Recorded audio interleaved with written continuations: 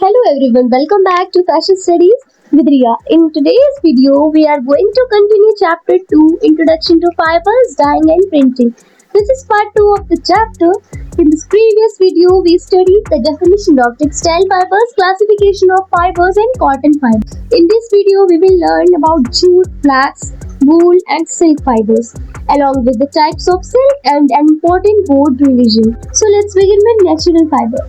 आज हम natural fibres के कुछ बहुत इंपॉर्टेंट फाइबर्स पढ़ेंगे जैसे कि jute, flax, wool and silk. ये सभी फाइबर्स नेचुरल सोर्सेज से मिलते हैं और टेक्सटाइल इंडस्ट्री में बहुत इंपॉर्टेंट रोल प्ले करते हैं। इन फाइबर्स के सोर्स, प्रॉपर्टीज, यूजर्स और स्पेशल कैरेक्टरिस्टिक्स बोर्ड एग्जाम के लिए बहुत इंपॉर्टेंट है। So let's start with the first fibre which is jute. Jute fibre is obtain from the stem of the jute plant. इसका मतलब है कि जूट फाइबर जूट प्लांट के स्टेम से ऑब्टेन किया जाता है। जूट एक नेचुरल वेजिटेबल फाइबर है और इसे बास्ट फाइबर भी कहा जाता है क्योंकि ये स्टेम की बाग से निकाला जाता है। इंडिया और बांग्लादेश जूट का सबसे बड़ी प्रोड्यूसर्स में से एक है। And jute fibres are long, coarse and have good strength. Jute का फाइबर्स लंबाई में बड़े होते हैं और इनका टेक्सचर कोर्स यानी थोड़ा रफ होता है। इनकी स्ट्रेंथ बहुत अच्छी होती है, इसलिए ये हैवी प्रोडक्ट्स बनाने के लिए सूटेबल होते हैं। Now they are rough in texture and less elastic. Rough texture होने के कारण जूट कॉटन की तरह सॉफ्ट फील नहीं होता। इसमें इलास्टिसिटी भी कम होती है यानी स्ट्रेच करने पर ये ज्यादा नहीं खिंचता और जल्दी अपने ओरिजिनल शेप में वापस आ जाता है। Now jute is biodegradable and eco friendly. Biodegradable का मतलब है कि ये प्रकृति में आसानी से डिकम्पोज हो जाता है। इसी वजह से जूट एनवायरनमेंट के लिए सेफ माना जाता है और प्लास्टिक के बदले इसका यूज बढ़ता जा रहा है जस्ट बिकॉज इसे इको फ्रेंडली भी कहा जाता है। It is used for making bags, ropes, carpets and hissing. Jute की अच्छी स्ट्रेंथ के कारण इसका यूज बैग्स, रोप्स और एक्सेट्रा क्लोथ्स बनाने में भी किया जाता है। ये सब बोर्ड एग्जाम्स के लिए इंपॉर्टेंट एग्जाम्पल्स हैं, इसलिए इन्हें याद रखिएगा। Now let's understand another important natural fiber, flax, which is also known as linen. Flax fiber is obtained from the stem of the flax plant. Flax fiber are long, strong and lustrous.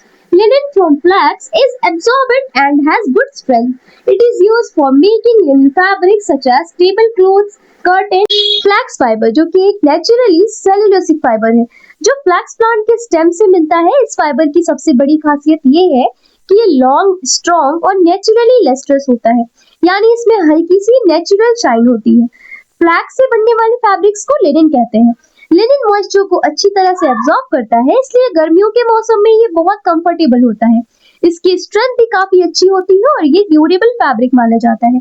इसी वजह से linen का use table clothes, curtain, shirts, suit और premium garments बनाने में किया जाता है। Now let's move to another important animal fiber which is wool. Wool fiber is obtained from the hair or fleece of animals. Wool fiber have natural crimp. They are soft, elastic and have good thermal insulation. Wool absorbs moisture and keep the body warm in cool weather. It is used for making sweaters, shawl, blankets and carpets. Wool एक natural protein fibre है जो animals के hair या fleece part से होता है। वूल की सबसे इंपॉर्टेंट प्रॉपर्टी नेचुरल क्रिम्प है। क्रिम्प का मतलब फाइबर में नेचुरल वीव या कर्ल होना। इसी क्रिम्प की वजह से वूल के अंदर हवा ट्रैप हो जाती है और बॉडी की हीट बाहर नहीं निकलती, इसलिए वूल को एक्सीलेंट थर्मल इंसुलेटर भी कहा जाता है। ये मॉइस्चर भी एब्जॉर्ब कर लेता है और ठंड के मौसम में बॉडी को गर्म रखता है।